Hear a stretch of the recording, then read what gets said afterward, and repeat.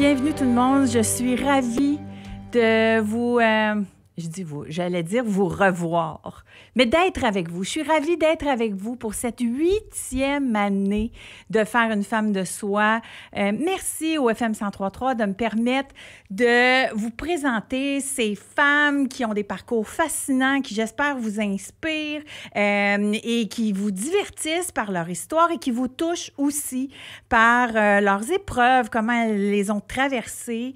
Et cette année, donc, plus que jamais, j'ai envie d'aller dans les forces des femmes, dans leurs faiblesses, dans ce qu'on a appris, ce qu'on peut se transmettre comme trucs, comme outils, et tout ça par le biais de la transmission de leur histoire, parce qu'une histoire est tellement porteur. Ça nous permet, je sais pas, des fois, on dirait que ça fait son chemin à l'intérieur de nous plus facilement que si on se faisait dire « fais donc ça de même, fais donc ça de même ». Alors, voilà, c'est ce que j'essaie de faire avec Faire une femme de soi. Mon invité aujourd'hui, là, je vais vous dire, quand je pense à son parcours, je me dis que en même temps, en ce moment, elle a les 2 jobs les plus difficiles pour une femme. Elle les porte, les 2. En fait, c'est des métiers, des missions qui ont des enjeux importants et qui portent le poids de notre communauté, les 2 à la fois.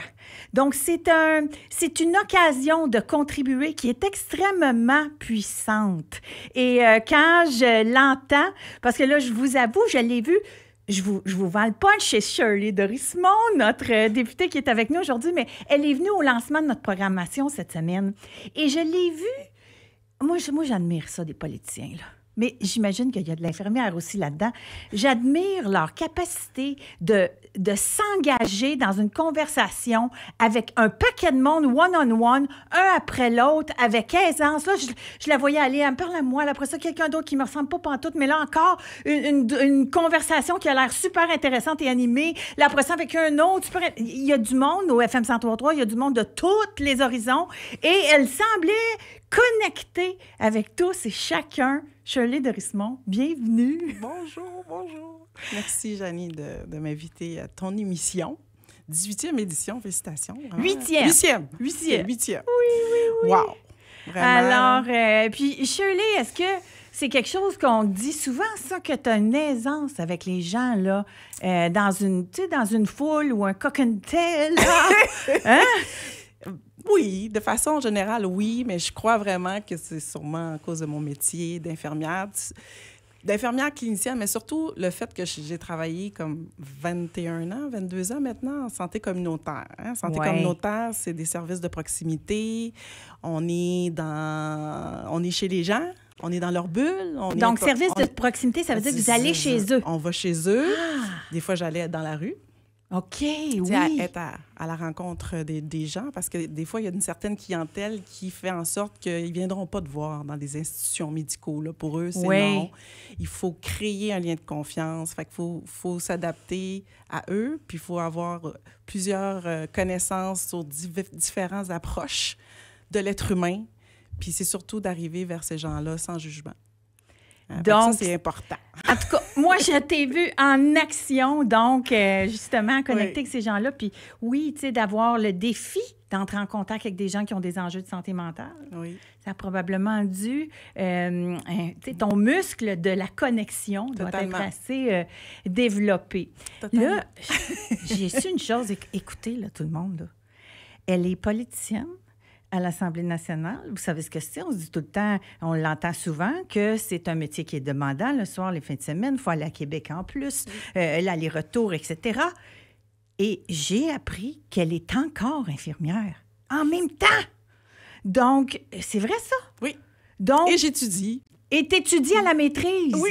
C'est ça, t'es en train de faire un MBA en premier, en même temps? Oui, une maîtrise, oui. Une maîtrise, donc, en administration de la santé publique, c'est ça? Administration publique, mais profil gestionnaire en santé et services sociaux. OK. Donc, donc, tu fais encore du terrain? Oui. C'est ça? Oui, parce que, tu sais, moi, j'ai décidé de garder mon permis de pratique.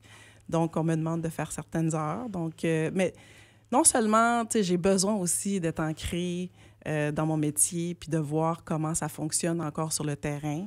Fait que pour moi, c'est essentiel. Tu sais, je vais pas passer à côté de ça.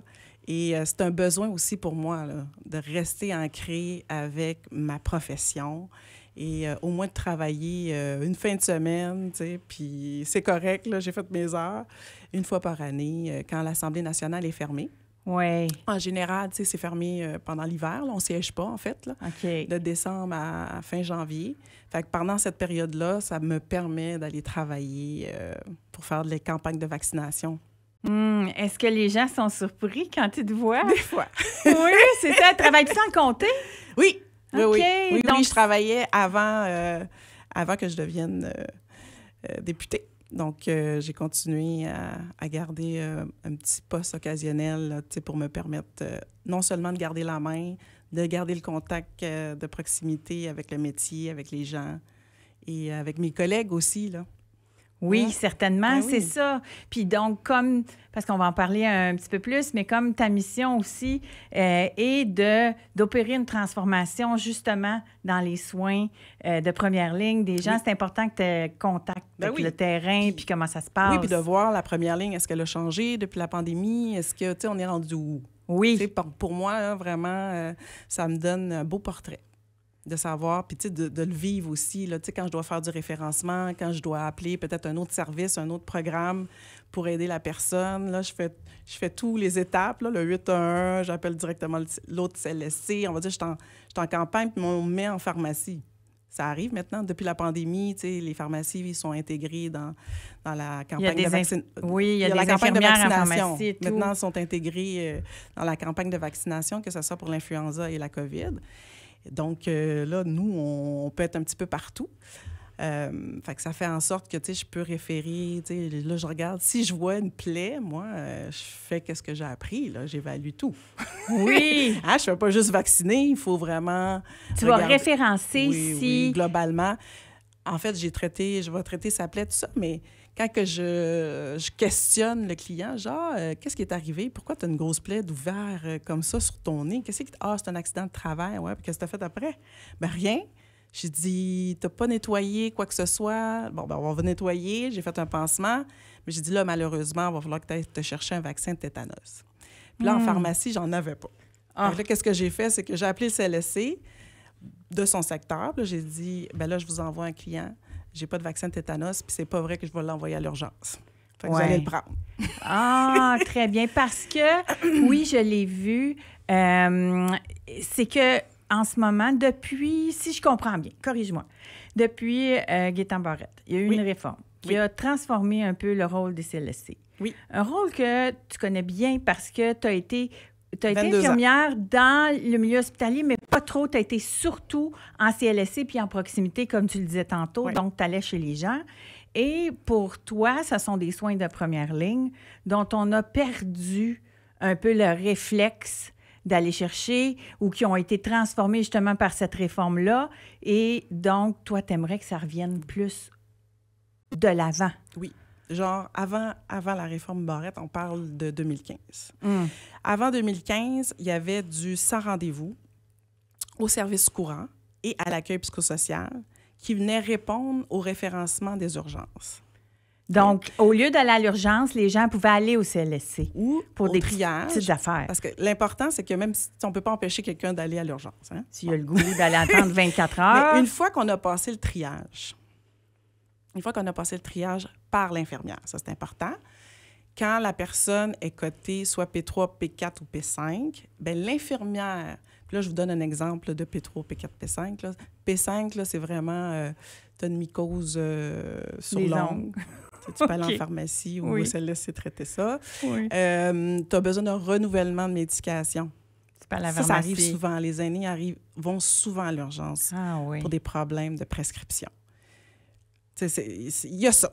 Fait que ça, c'est vraiment, tu peux référer les gens. Là, on a intégré le GAP. Mais le GAP, à la base, là, c'était pour trier. Oui. C'était pour trier. Donc, le GAP, c'est... Dis-moi, c'est quoi? C'est-tu le 811, ça? Oui. OK. Le GAP, c'est le 811. C'est le guichet d'accès pour les patients orphelins. OK. Donc là, les gens vont appeler là pour dire aussi que je m'en vais. Parce qu'ils n'ont pas de médecin de famille. Oui.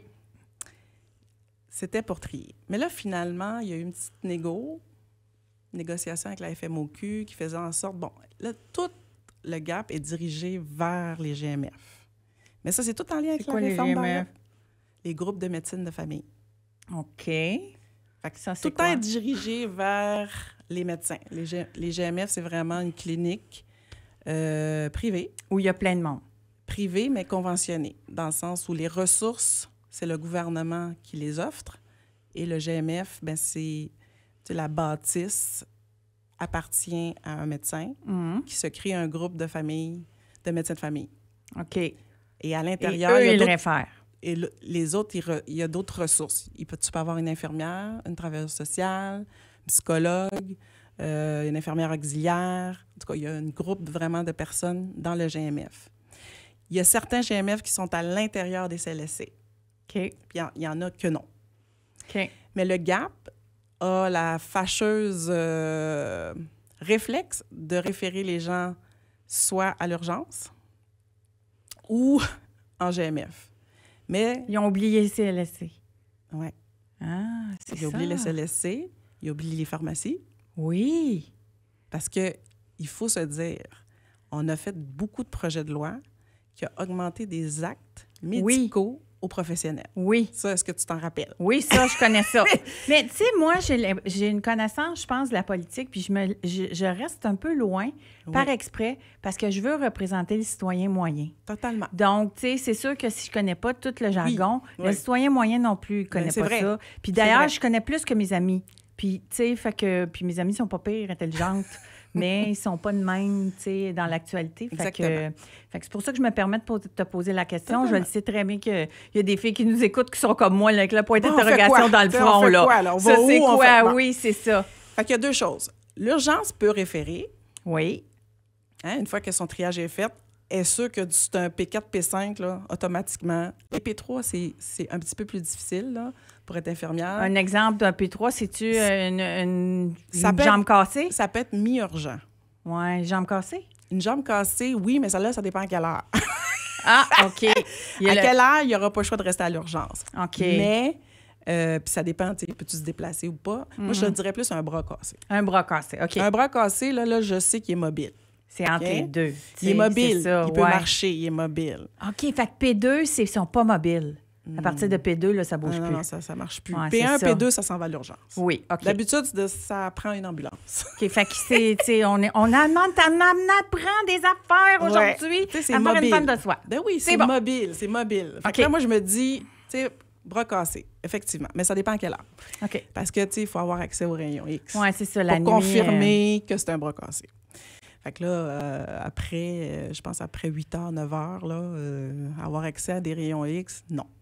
Mais si une IPS en CLSC, parce que vous savez, il y a des cliniques d'IPS. IPS, c'est infirmière praticienne spécialisée de première ligne et infirmière praticienne spécialisée en santé mentale. OK. Il y en a deux. Il y en a deux. Fait qu'il y en a une pour le corps et l'autre pour l'esprit. Oui.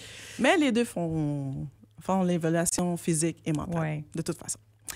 Toutefois, s'il y a une IPS qui rencontre la personne à l'intérieur du CLSC, elle peut dire, ben moi, je vais te prescrire d'aller faire un rayon X pour me confirmer ton bras cassé. Puis, les rayons X, il y en a un peu partout. Hein? Tu sais, des fois, on peut, en ligne, se prendre un rendez-vous avec notre papier. Oui. Et voilà. Chez Imagix. Ouais, c'est ça, Imagix. Il y en a à Longueuil, il y en a à Boucherville, en tout cas, dans l'agglo. Bref, si je circonscris, parce que je veux parler de toi aussi, bref, cette envie-là que tu as de réformer, c'est pour mieux faire le trafic, je pense. Oui, améliorer la trajectoire du patient, oui. Puis améliorer surtout l'accès. Oui, pour que ça soit... Parce que là, il y a plein de monde, je suis sûre, qui restent à la maison, qui sont malades. Oui. Parce qu'ils se disent, je suis pas capable de l'attendre 24 heures. Totalement. Puis ils ont d'autres options. Ils ont d'autres options. Puis c'est ça que, tu sais, on essaie de travailler très, très fort pour faire en sorte que, s'il vous plaît, communiquer aux patients, voici ce qu'ils peuvent faire, ce qu'ils ne peuvent pas faire. Il faut communiquer à la population, sont où les accès, sont où les ouvertures, qui qui peut quoi? Mais je vais donner un super bel exemple que j'ai fait comme trajectoire là, avec un 6, OK? Un 6, c'est un CLSC. Non.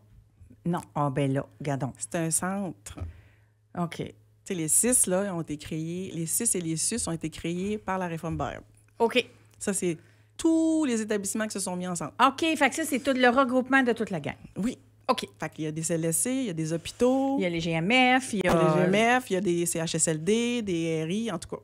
Oui. Vraiment, là, grosse famille. Le GAP. Centre jeunesse. Tout. Des PJ, toutes. Santé publique, toutes. OK. Bon. Toute la belle famille ensemble. Là, tu te dis, mais voyons, vous êtes tous ensemble, fait que ça devrait fonctionner, la trajectoire, là. Ah! Puis, on devrait donner l'accès à la personne. Oui. Donc, là, avec Montérégie Centre. Et ça, c'est un mandat que j'ai eu dès le départ en 2022. C'était de revaloriser les CLSC, améliorer l'accès, faire du sans-rendez-vous au service courant et à l'accueil psychosocial parce que eux, c'est les deux services qui font de la santé physique puis qui font de la santé mentale, okay? Qui combinent les deux. Après ça, il y a des spécialisations. Oui. Et c'est des services qui accueillent les personnes de 0 à 100 ans. Donc, c'est des gens qui sont des généralistes, qui sont formés à faire du biopsychosocial. Fait que là, on rentre dans une machine où ce que ces gens-là sont qualifiés et ils ont l'expertise d'évaluer. Pour faire le trafic. Pour faire le trafic. Et l'autre chose, c'est qu'on a intégré des cliniques d'IPS dans ces équipes-là.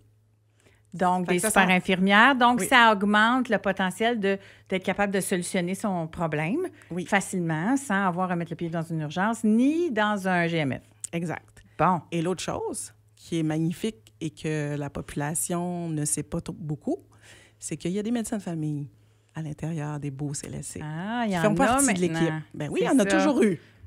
C'est juste Fait que- qu'avec la réforme Barrette, les médecins n'ont pas eu le choix de faire un choix. Soit qu'ils s'en allaient en GMF ou soit qu'ils restaient en CLSC, mais ils faisaient du bureau seulement. Puis avec la pandémie, on a changé les choses parce qu'on avait besoin de tout le monde qui devait Fait que mettre bref, la main à la ça pâte. s'est compliqué, je suis circonscrit. Puis j'aimerais comprendre, ton enjeu, c'est la communication de ces services-là. Oui, la communication. Ou il y a besoin d'un changement dans la loi pour Non. orchestrer ce que tu as besoin. Non. Donc, ton Toutes les lois qu'on avait besoin de faire, le dernier, ça a été le projet de loi 67 pour compléter la boucle pour les actes médicaux. Fait qu'on a augmenté encore plus.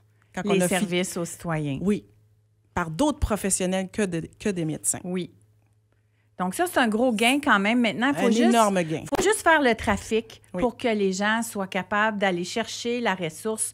Puis, je pense que vous l'avez compris, gang, il y a beaucoup d'organisations dans une même organisation. Exact. Alors, à ce moment-là, c'est de savoir qui fait quoi, puis où va quoi. Puis, là, je suppose, mais je ne vais pas rentrer là-dedans, je suppose qu'il y a aussi qu'il y a des enjeux de financement là-dedans, parce que la personne qui va être en charge va peut-être avoir ça, puis ça, puis ça, puis ça.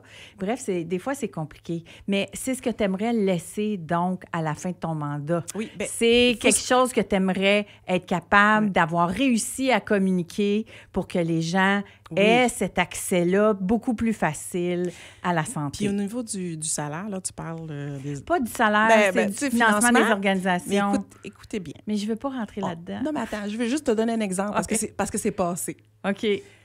Avant que je rentre en politique, ma dernière cheval de bataille, parce que j'étais vice-présidente à la FIC, c'était que les CLSC soient reconnus et qu'ils passent de 35 heures à 37 heures,5. OK? Comme heure. Que les filles soient reconnues pour leur travail, pour tout ce qu'ils font. Fait que là, on a réussi à aller chercher ça au gouvernement de la CAQ. Et c'est seulement le gouvernement de la CAQ, parce que ça fait longtemps que je me bats pour ça. Ça faisait 20 ans. Ouais. Fait que j'ai essayé avec le Parti québécois, j'ai essayé avec le Parti libéral, puis ça n'a jamais marché. La CAQ, finalement, nous le donne. Mais c'est un Et bel là, exemple. c'est ça, tu sais, dans le fond, que je veux. Cette reconnaissance-là de 37 heures,5, bien, il faut le travailler. Il faut faire en sorte que, ben mon Dieu, on a augmenté le salaire. C'est une bataille que les infirmières, les travailleurs sociaux, tout le monde dans cette belle bâtisse-là est payé 37 heures,5. Avant, c'était 35 heures, Janie, là. Puis là, on parle de femmes. On est 90 de femmes, là, Ouais. dans ce métier. comme infirmière, pour moi, c'était important, cette reconnaissance-là, parce que dans les hôpitaux, la culture hospitalo-centriste, bien, dans les hôpitaux, là, c'est eux qui avaient tout. Mais nous, là, on est proche des patients, on est avec leur famille, on soigne pas juste l'enfant, le parent, le proche aidant. On est tout le temps avec eux autres, puis notre travail n'est pas reconnu par le gouvernement. C'était important pour nous de cette reconnaissance-là. Puis on a donné tout un coup de main pendant la campagne de vaccination, pendant le soutien à domicile. Ça a été un travail colossal là, pendant la pandémie pour aider les aînés là, qui souffraient, qui avaient la COVID. C'est pour nous, c'était comme... C'était un incontournable. T'es émue? Ben oui, j'étais émue parce que c'était une bataille depuis 20 ans, puis je l'ai eue. Oui. Comme, là, maintenant, on peut-tu l'appliquer? Mais pourquoi tu dis que c'est pas appliqué? Bien, parce que, dans le fond, au niveau des CLSC, quand je te donne l'exemple de Montérégie-Centre, quand on a fait, tu sais, moi, je suis là depuis 2022, j'ai commencé mon mandat, mon premier mandat. Tu sais, j'ai commencé à aller sur le terrain pour vraiment constater, voyons, qu'est-ce qui se passe. C'est sûr que depuis la réforme Barrette, ça a diminué les CLSC. Parce que là, on a pu le partenariat des médecins de famille. Comme je te dis, tu sais, il y avait 2 choix. Soit qu'il allait en GMF ou il faisait seulement du bureau. Fait que, tu sais, pour fermer la boucle, si je donne un service à mon patient, tu sais, il faut que je ferme la boucle. Là. Je ne veux pas l'envoyer à l'urgence. Je veux pas qu'il tombe entre 2 cracks, là, comme on dit. Fait que pour moi, ça, de ne pas avoir cette personne-là qui va faire en sorte, bien, tu sais, je ne peux pas aller jusqu'au bout. Fait qu'il te reste ça. Il me reste ça, là, à faire. OK. Mais là, les médecins, là, ils appuient mon travail, tout ça. Maintenant, j'ai réussi à tout collecter tout le monde. Mais il faut aussi que les établissements, tu sais, suivent les orientations ministérielles, puis qu'ils fassent un travail, eux autres aussi, de leur côté, pour expliquer tout ça, parce qu'il y a des enjeux d'organisation du travail et de gestion pour améliorer l'accès. Mais tous les moyens, tous les projets de loi sont là. Ce que je comprends, c'est que... Puis là, il va falloir qu'on s'arrête pour la pause, mais déjà? Si je comprends bien... Oui, ça va vite. Si je comprends bien, là, c'est que... Puis je l'ai vécu là, dans d'autres dossiers, c'est que le gouvernement vont poser des gestes, vont faire des lois, vont réorganiser tout un système. Oui. Et là, ils vont tout donner les outils à tout le système pour s'optimiser. Mais l'implantation de tout ça, c'est là que c'est si difficile. Les organismes suivent pas, ça rentrera pas. Puis l'implantation, ça commence avec des coms, ça commence avec des gens qui vont sur le terrain, parce que les outils sont là, mais les gens s'en servent pas. Je pense que je viens de comprendre. On est avec Shirley Dorismont. On a parlé de sa mission en politique. On a parlé d'un de ses dossiers qui lui tient à cœur, puis ce qu'elle a accompli comme infirmière. Puis je pense que c'est un bel exemple de... Quand les femmes se lancent en politique, ils disent souvent qu'est-ce que je vais faire là? C'est pas un milieu pour moi. Les filles, ils sont pas bien là-dedans, etc. Mais souvent, ce qu'on leur répond, c'est va à l'intérieur pour procéder au changement. Et Shirley Dorismont en fait partie. Au retour de la pause, on parle un peu plus de son parcours de femme. On est avec Shirley Dorismont, notre députée de Marie-Victorin, à faire une femme de soi. On est de retour avec Shirley Dorismont, notre députée au FM 103.3. Et... Oh, non, OK, c'était juste mes écouteurs. Je m'entendais plus. J'avais peur que vous m'entendiez pas non plus.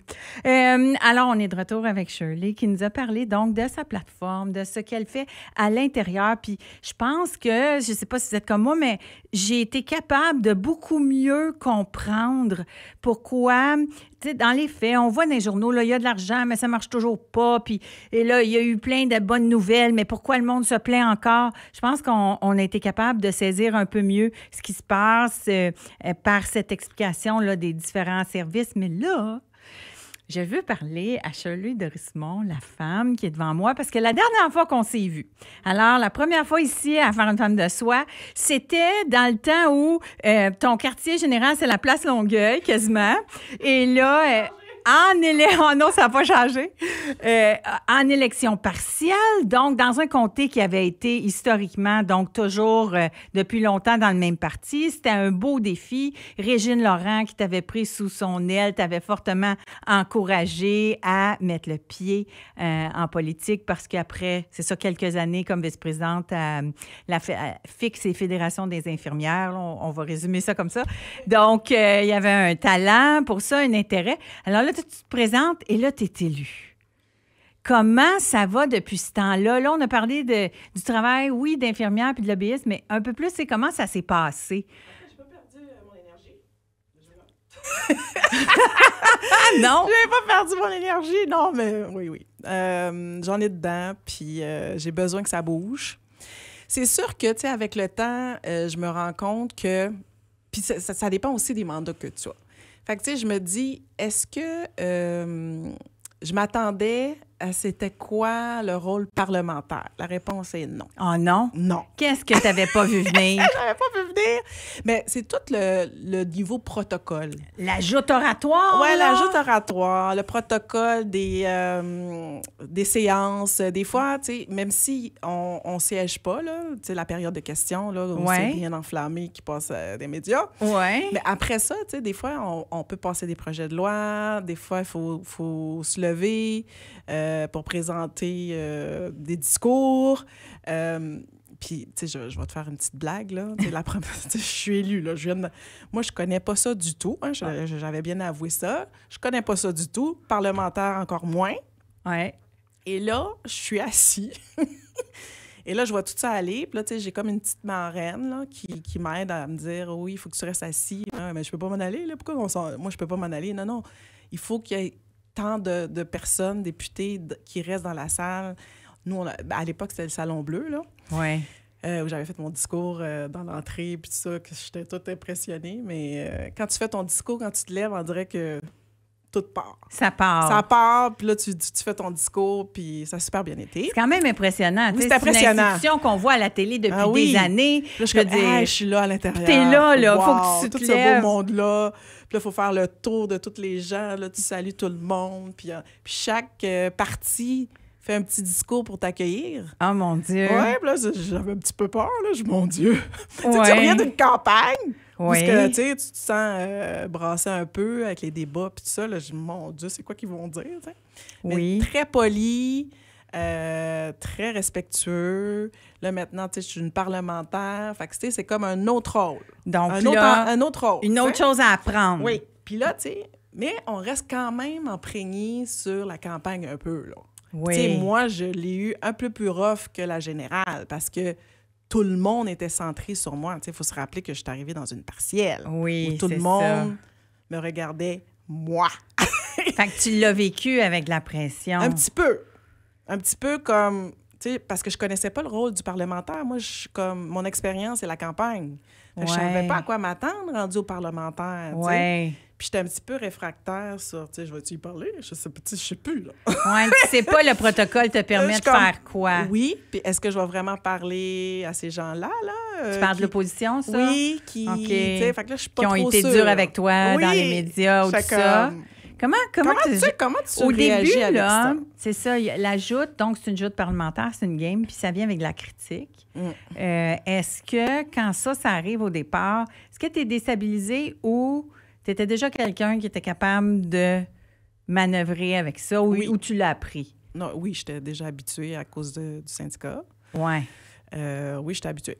Donc, tu peux gérer la critique, tu es capable de pas trop le prendre personnel. C'est sûr, ça fait mal, là, mais... Oui, puis tu sais, j'avais déjà la critique de toute façon parce que moi, j'avais quitté le syndicat, j'étais devenue infirmière, puis je me faisais déjà critiquer. J'avais comme complètement fermé mon Facebook parce que je me faisais traiter de tueuse en série parce que je vaccinais. Ah oui, OK. Il faut se rappeler parce qu'il y a eu ça aussi.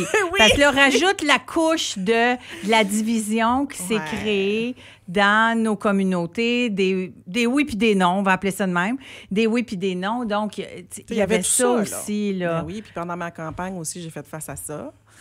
Mais tu sais, j'étais capable d'éduquer puis d'affronter la chose, là, tu sais. Puis aussi avec mon expérience d'infirmière, encore une fois, fonctionner avec une clientèle qui est marginale, la violence, ça arrive souvent en conversation. Il faut savoir comment interagir aussi pour se protéger. Il y a certaines techniques et approches à faire parce qu'on est tout seul. Hein? Puis des fois, il faut venir accompagner, mais j'étais capable déjà de départager ça. Oui, de départager ça, puis je me dis, bon... Donc là, tu arrives là-bas, le rôle de parlementaire, donc c'est un nouveau rôle à prendre. Oui, à apprendre, les commissions parlementaires. Oui. Le comptage dans l'Assemblée nationale, mais qu'est-ce qui est vraiment drôle? Ça, c'est vraiment néophyte total. Fait que là, je comprends pas qu'est-ce qui se passe dans l'opposition parce que, elle me dit, il faut que je m'assoie là, je peux pas m'en aller. OK, il faut que je reste là. OK, parfait. Là, je vois mon chef de régie, pour pas le nommer, en train de parler à je sais pas qui, parce que la personne n'est plus là. OK. Puis là, moi, je connais pas les règles, puis tout ça, parce que au parlementaire, on n'a pas le droit de dire quand les gens sont pas là. Ah, mais ça, ça fait partie des règles. Mais là, je commence. Là. Fait que lui, il sait qu'il est à TV, fait qu'il parle à quelqu'un qui est pas là. Qui est pas là. Mais parce lui, qu'on est en train de débattre un projet de loi. Fait que lui, il débat de quelque chose. Puis là, j'ai dit... Puis là, je texte ma marraine. Je suis comme... Il va-tu bien? Il sait-tu qui... OK. Là, l'infirmière à santé mentale a fait... excuse, mais là, lui, il vient... Qu'est-ce qui se passe, là? Oui. Qu'est-ce qui se passe? Pourquoi il parle seul? Puis elle, je savais pas qu'elle allait parler. Fait qu'elle part à rire. Elle dit, ben non, c'est comme ça, on n'a pas le droit de dire. Ben là, t'aurais dû me le dire. Moi, j'étais comme, ben, qu'est-ce qui se passe, là? Fait que je sais même pas si j'ai été filmée cette journée-là, mais je ne comprenais absolument rien. Puis j'ai dit, mais voyons. Mais non, mais pourquoi tu parlerais tout seul? Oui, c'est ça. Mais c'était à la télévision. Fait qu'après ça, donc, c'était pas long après qu'il y a eu la générale. Hein? Il y a eu la partielle. Pas longtemps après, il y a la générale. Tu te représentes. Autre expérience. Et là, tu sais, après, là, ça fait combien de temps? 3 ans? Hein? Ça va faire 3 ans. À peu près 3 ans que tu es là. Octobre, ouais. Puis là, je lisais tes implications, OK? Tu es impliqué, donc, ministre délégué, délégué parlementaire du ministre Santé et Services sociaux. On a le projet dont on a parlé abondamment en première partie que tu portes en ce moment. Tu es impliqué pour la lutte contre le racisme. Tu communiques beaucoup là-dessus. Là aussi, tu fais le trafic, tu essaies de diriger les gens. Là, je lisais ça, puis je me dis... Parce que, où la plante verte dans cette histoire-là? Ça, là... Tu sais, il y a plein de monde qui disent, les députés, c'est des plantes vertes. Mais c'est pas vrai. C'est pas vrai. C'est totalement faux. Tu sais, puis c'est pour ça qu'il faut départager le parlementaire puis ton mandat d'adjoint parlementaire, parce que dans le parlementaire, tu peux te sentir comme ça, dans le sens où... Si tu fais rien d'autre. Si tu fais rien d'autre, puis, tu sais, il y a le volet où, tu sais, je dois rester assis puis attendre, mais, tu sais, éventuellement, j'ai commencé à parler tout seul aussi. Tu as appris ça? Oui, j'ai appris ça. L'heure de parler tout seul. Quand c'est mes projets de loi, je dois débattre aussi mes projets de loi parce que j'ai participé à la commission parlementaire. Oui. Puis là, tu sais, en 2022, là, j'ai été intégrée officiellement membre de la commission des santé et des services sociaux. Fait que là, tu sais, je suis impliquée dans les projets de loi, le projet de loi 15 qui a duré... des mois et des mois et des mois et des heures. Tous les projets de loi, là, que ce soit pour la DPJ, pour tout ce qui est en lien avec santé et services sociaux. Tu sais, je suis assise là, je pose des questions aux gens. Tu sais, il y a un travail colossal qui est fait. Puis c'est par la suite, c'est là que, tu sais, on vient présenter ça à l'Assemblée nationale, aux différentes parties pour débattre du projet de loi. Puis après ça, on vote. Fait que, tu sais, il y a toute cette joute-là qui fait qu'en sorte, bien, c'est parce que quand tu es ministre, puis quand tu es député ou adjoint parlementaire, tu sais, oui, on pose des questions, mais après ça, quand c'est le temps d'analyser les articles, là, c'est le ministre qui peut seulement le faire. À moins que tu aies un mandat. Mais participer. Sinon, ouais. Fait que, dans le fond... Puis aussi, tu sais, les autres rôles que tu as pris sur tes épaules, tes implications, puis tout ça. Chaque député pourrait décider, eux aussi, de prendre des rôles, puis, tu sais, d'avoir cette envie-là, donc, de servir, puis de saisir les opportunités. Ah oui. Mais, tu sais, la lutte contre le racisme, ça a été une reconnaissance parce que je le faisais d'emblée. Oui. Tu sais, j'ai fait ça naturellement par moi-même. J'ai commencé par ma circonscription. Je me disais, OK, à chaque mois de l'Histoire des Noirs, je vais faire une tournée dans ma circonscription, puis je vais aller rencontrer tous les entrepreneurs qui ont décidé de venir s'intégrer ici, peut-être qu'ils sont nés ici ou pas, mais je vais aller à leur rencontre, savoir comment vous avez réussi à faire ça. Puis après ça, je fais un petit peu de publicité pour eux sur tous mes médias sociaux au complet. Puis, ça informe la population à savoir, dans Marie-Victorin, même ceux de l'extérieur. En tout cas, les gens ont vraiment beaucoup apprécié. Puis là, ou pour les écoles, je donne des bourses énormément de persévérance. Pour moi, c'est, mes jeunes, je les aime, je les adore. Puis j'ai beaucoup d'enfants en besoins particuliers. Comme je dis tout le temps, un enfant sur 4. Fait que pour moi, les aider, les encourager, parce que pour moi, la persévérance est la clé de la réussite scolaire, mais dans tout, dans le sport, à l'école. Il faut garder nos jeunes le plus longtemps possible à l'école, puis il faut les outiller, puis il faut les aider. Ils ont le droit à des plans d'intervention, ils ont le droit à des services. Bien, mettons-les sur place, puis je suis comme, moi, j'ai défends beaucoup. J'ai 12 écoles dans ma circonscription, puis ils sont toutes cotées à indice de défavorisation. Fait que pour moi, ça, de voir beaucoup de jeunes aussi de différentes ethnoculturelles, pour moi, ça fait comme, OK, on a besoin de les aider, de les intégrer, puis ça me ramène à mon enfance. Moi, j'étais la seule petite fille noire de toute l'école. Puis, je peux me dire, bien, déjà, ils sont chanceux parce que, ils sont pas tout seuls. Mais, s'ils vivent la discrimination, tout ça, bien, c'est important que quelqu'un soit là pour les écouter puis de faire la différence. Puis, je peux communiquer quand même avec eux puis m'exprimer avec eux pour... Voici mon expérience. Si tu as des choses à dire, dis-le. Tout au niveau du logement, j'ai beaucoup de logements ici. Puis on a appliqué une règle, puis un projet de loi aussi en lien avec tout un comité qui fait en sorte que, bien, si vous êtes victime de discrimination, on refuse un logement envers vous. Maintenant, il y a des procédures, des protocoles. Fait que pour moi, tout ça, je trouvais que c'était important parce que quand tu es député de tout le monde. Oui. Hein? Exact. Ça, c'est important. Peu importe ton parti, là. Moi, ça, pour moi, c'est incontournable. C'est une vision très féminine de la politique. Il y a beaucoup de femmes qui disent ça depuis longtemps là, qu'on souhaite qu'il y ait plus de femmes en politique. Ils souhaitent qu'une fois que tu es élu, là, ça finit les lignes. Là. On peut-tu gérer tout le monde ensemble? C'est ça. Tout le monde ensemble. De façon équitable. Plutôt qu'être adversarial. C'est ça qui est un peu... parce que c'est un système qui a été pensé et conçu par et pour les hommes.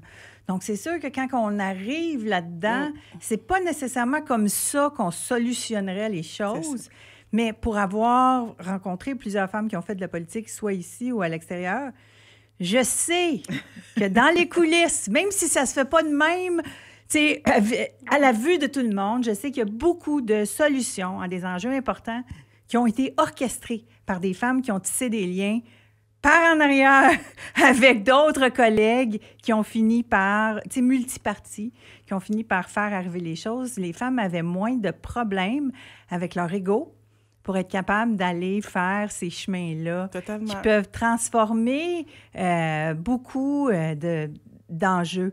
D'ailleurs, je veux te parler de ça un peu. Est-ce que les femmes ont vraiment du pouvoir en politique? Déjà, là, on y est. Les femmes, on a eu beaucoup de difficultés avec l'accessibilité. Là, l'accessibilité, c'est fait. Mais une fois qu'on est rendu sur le terrain, on en a-tu du pouvoir? C'est-tu dur? Qu'est-ce que tu constates là, sur le terrain? Je veux pas... C'est évident pour ceux qui ont vu les journaux. Là. On le voit, là, en ce moment, le gouvernement a un enjeu, puis c'est la fille qui se fait taper dessus. Hein? Puis j'ai le droit de le dire, là. Moi, je sais qu'en politique, c'est plus difficile, mais je vous dis, gang, là, le scandale de la SAC, là, ça va être la même affaire que dans le temps, là, le gros scandale des libéraux, là, puis des sacs d'argent dans des autos, là, c'est toute la faute à Nathalie Normando. Eh bien oui, c'est elle qui a fait ça, ce système-là. Là, la SAC, ça va être la faute à Geneviève Guilbeault, puis c'est ça. Là, encore une fois, c'est une fille qui regarde la politique d'un peu de loin, mais je sais que je suis pas la seule fille qui pense ça. Fait que... Et puis c'est impressionnant. Pourquoi? Parce que tu es une femme. Là, les médias s'acharnent sur toi pour te critiquer. Puis c'est comme... en plus, ils ont pris ses forces. Ses forces pour dire, bien, vu que, tu sais, elle est bonne, elle a une mémoire incroyable, c'est une excellente communicatrice, j'en revenais pas. Tu sais, ça, c'est pas correct. Plus une femme est puissante, plus on va taper dessus. Oui. Puis plus elle ressort... C'est qui a commenté aussi? C'est qui a commenté? C'était tous des hommes qui ont commenté. Qui ont fait les critiques. Oui. Sur son témoignage, donc. Mais, tu sais, je te dirais que c'est la tyrannie du clic. Moi, je peux l'expliquer un peu comme ça, c'est-à-dire que les médias, en ce moment, les médias traditionnels, luttent pour leur survie. À quelque part, il y a des individus qui ont plus de reach que bien des journaux en ce moment. Il aurait pu s'acharner sur quelqu'un d'autre. Mais non, mais le public... Il l'aurait peut-être mieux mérité. Non, mais le public, il clique sur des femmes qui se font mettre au bûcher. C'est vrai, depuis le début des temps. Malheureusement, c'est la tyrannie du clic. Ils font de l'argent si les gens cliquent. Frappe, tu sais, puis là, mais critiquer une femme en première page, beaucoup de journaux faisaient ça jusqu'à il n'y a pas très longtemps. Tu sais, puis pour des choses... tu sais, je veux dire, là, j'en parle souvent de cet exemple-là, mais Éliane Gamache-Latourelle qui se ramasse en première page de la presse, puis la première à tout le monde en parle, pour un litige de 30 000 Oui, oui. Pour un litige de 30 000 voyons donc. Mais c'est parce que ça va faire du clic. Tu sais, puis ça date pas d'hier. Là. Des fois, l'autre fois, au parlementaire, on rencontre les anciens parlementaires, puis ma grosse conversation que j'ai eue avec Cécile Vermette, elle me parlait de ça. Elle me parlait de ça, comment c'était difficile, parce que, bon, chaque parti a leur caractéristiques là, pour être élu avant. Là. Tu sais, dans le fond, il faut qu'il soit élu avant d'être candidat. Oui, il y en a. La nomination, là, c'est plus difficile, puis il y a de l'argent, puis ci, puis ça. Puis elle me disait qu'elle se battait tout le temps contre un candidat masculin parce que tout le monde voulait comme son compter. Donc là, elle dit, moi, j'allais chercher toutes les femmes qui votent pour moi, puis tout ça. Je disais, j'en viens pas. Puis on parle de quoi, des années 80? Oui. C'est comme quelque chose, hein? Fait que sur le terrain, tu sais, comment ça se passe de l'intérieur? Bien, dans le fond, tu sais, les femmes, pour répondre à ta question, ont du pouvoir. Okay? C'est de la façon. C'est la façon comment tu vas faire pour aller chercher. Tu sais, comment tu vas... Quel moyen que tu vas utiliser pour aller le chercher? Tu sais, moi, comme j'ai une grande capacité d'adaptation, là, je pense que j'ai une grande capacité d'adaptation, puis je comprends assez vite la game. Oui. Fait que, tu sais, quand tu dis par en arrière, aller chercher des alliés, des alliés, c'est ça. Ben, c'est à l'État administratif, tu n'as pas le choix de travailler avec les fonctionnaires, avec le ministère des Santé et des Services sociaux. Fait qu'il faut que tu rallies tout ce beau monde-là par en arrière, puis travailler pour faire avancer ton dossier. Les mobiliser, puis les convaincre à ta cause. Puis de démontrer, en fait, tu démontres des petites preuves, petit pas par petit pas, puis là, tu fais comme, regarde, qu'est-ce qui est, regarde, là, ça, là. Fait que c'était une petite affaire qui est positif, là, pour tout le monde. Tu sais, des constats positifs où tout le monde est gagnant. Fait que c'est de trouver la meilleure façon pour faire avancer ton dossier. Exact. Mais ce que j'entends, c'est de l'habileté en leadership. Totalement. Ce que tu expliques, c'est avoir des aptitudes puis des habiletés en leadership parce que malheureusement, comme il n'y a pas eu beaucoup de femmes au pouvoir avant, puis comme on n'a pas entendu parler des vraies affaires au pouvoir souvent, il y a beaucoup de filles qui arrivent dans ce fauteuil-là et qui pensent que seul le titre va leur permettre de faire arriver les affaires. Oh que non. Alors que c'est pas comme ça. Tu sais, c'est ça. Je le dis souvent, c'est-à-dire qu'on ne parle aux femmes que de l'accès au pouvoir. Personne ne leur parle de l'exercice. Oui. Et l'exercice, c'est ça que tu viens de me décrire dans la dernière 45 minutes. Oui. C'est comment on exerce ce pouvoir-là, comment on va chercher les alliés, comment on identifie les enjeux. Et il y a une autre chose que j'ai remarqué dans ce que tu nous as raconté par rapport à ton implication ici dans le comté, c'est que tu es consciente de ton pouvoir. Et ça aussi, c'est une aptitude. Parce que je pense qu'il faut être conscient aussi que... Parce que j'entendais une ex-politicienne dire « Bien, voyons, j'arrivais dans des soupers ou des galas, puis là, tout le monde avait de la révérence envers moi. Puis là, j'étais là, voyons, là, je suis juste ordinaire. » Non, non, c'est pas ça, tu as du pouvoir. Tu gères un gros portefeuille. Il faut être conscient de ça, mais il faut aussi être conscient que quand tu mets le pied quelque part, tu vas faciliter quelque chose. Totalement. Je pense que tu en es consciente de ça. Et c'est ça. Fait que l'exercice, donc, de ton pouvoir, de ton influence, je pense qu'il y a une habilité importante que tu nous... Tu sais, que tu es en train de nous expliquer. Fait que les filles qui m'écoutaient, là, c'est comme ça, tu sais, ça fonctionne avec certaines habiletés. Oui, t'es sur la glace, t'as des patins, mais là, il faut que tu patines, puis tu tournes, puis tu spins, puis tu fasses des triples boucles piquées. Oui. Fait que c'est ça. Toi, t'avais-tu ça d'instinct ou parce que tu as eu un poste de leadership avant avec le FIC ou jeune dans le sport? Bien, le rôle d'infirmière, là, c'est énorme, là. Tu sais, t'as la vie de quelqu'un dans tes mains. Oui. Puis, tu sais, si tu n'as pas du leadership professionnel, là, parce que, tu sais, quand je vais dans mes tournées, là, à travers le Québec, je leur en parle aux intervenantes. Votre leadership professionnel, là, ça vous appartient. Ça n'appartient pas à l'employeur, là. Ça vous appartient à vous. C'est vous qui êtes responsable de votre permis. Fait qu'il faut que vous allez chercher votre propre formation, là. Vous avez besoin de faire de la formation continue entre vous. Fait que, tu sais, pour moi, tu sais, il n'y a jamais de « non, je ne suis pas formée ». Non. Ton leadership professionnel, là, pense à ça. Parce que ça, c'est important, le leadership professionnel comme infirmière. Moi, c'est la première chose que j'ai appris. J'ai appris ça, mon code de déontologie, important à respecter. Fait que, tu sais, c'est... Puis apprendre, c'est drôle parce que je viens de réaliser que comme infirmière, vous devez manœuvrer. Vous avez la vue des gens entre les mains, vous devez manœuvrer avec une couche d'hommes, on va dire ça, d'hommes au pouvoir en haut de vous. Fait que cette espèce de manœuvre-là, c'est vrai que dans ton quotidien d'infirmière, tu as appris aussi, parce que les médecins, donc, ont énormément de pouvoir et tout ça, il faut contourner ça ou s'allier, ces gens-là, pour arriver à nos fins. Oui, totalement. Puis, tu sais, pour moi, j'ai toujours voulu, tu sais, il y a eu un gros débat, là, d'infirmière, là, le retrait de la coiffe, hein? On se rappellera de ce moment-là. A été brûlé, c'est fini, c'est comme les brossières. Là. Oui, c'est ça. Il y avait la petite capuche des infirmières. On a brûlé la coiffe. On n'était plus les servantes des médecins. C'était terminé. Ah, c'était symbolique, oui. Oui, c'était symbolique. Puis, deuxième chose, c'est qu'on a créé la formation continue pour se spécialiser, d'avoir de la formation supplémentaire pour être autonome professionnellement, de ne pas dépendre du médecin. Toujours aller demander la permission. Oui, c'est tellement ça. Oui. Puis pour moi, il y a une valeur fondamentale pour moi, comme professionnelle, c'est l'autonomie. Oui. Moi, là, si tu me bloques dans mon autonomie, là, ça va pas bien aller.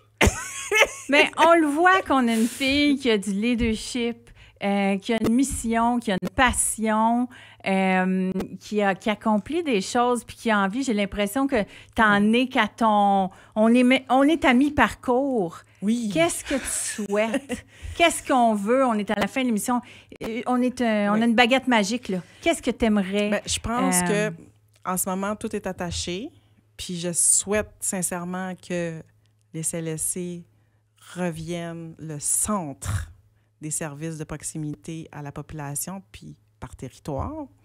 Je souhaite vraiment d'améliorer l'accès. Je pense que les gens méritent d'avoir un professionnel et qui nous fasse confiance aussi, pas juste les médecins. Il y a beaucoup de professionnels de la santé qu'on peut faire confiance, psychologues, travailleurs sociaux, des pharmaciens, des infirmières.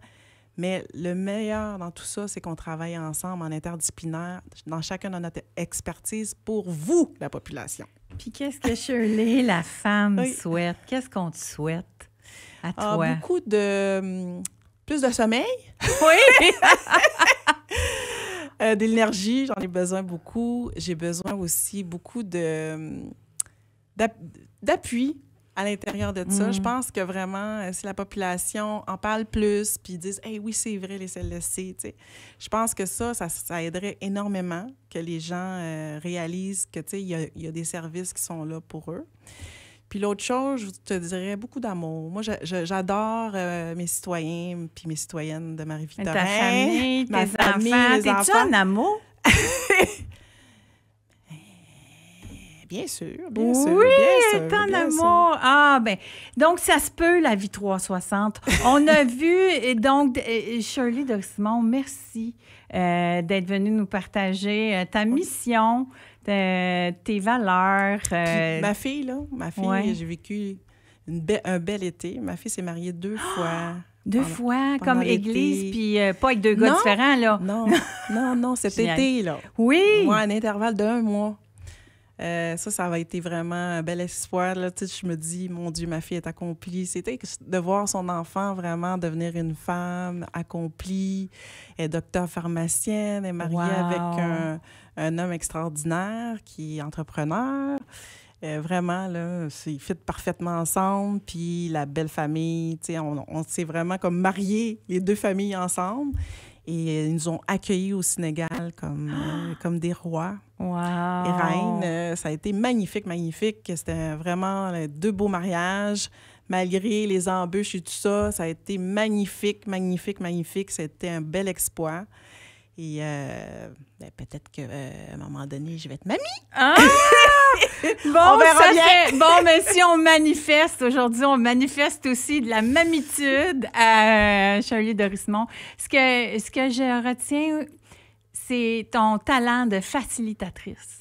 Je trouve vraiment que c'était une facilitatrice dans tous les aspects des mandats. Donc, de rendre plus facile l'accès, de rendre plus facile les choses par ta présence. Peu importe la façon, ton envie, c'est de faciliter les choses pour les gens que tu aimes, pour les citoyens, pour les communautés. Donc, je te souhaite de continuer à contribuer avec autant de cœur, de valeur. Merci beaucoup, Shirley. Merci beaucoup, Jeanne.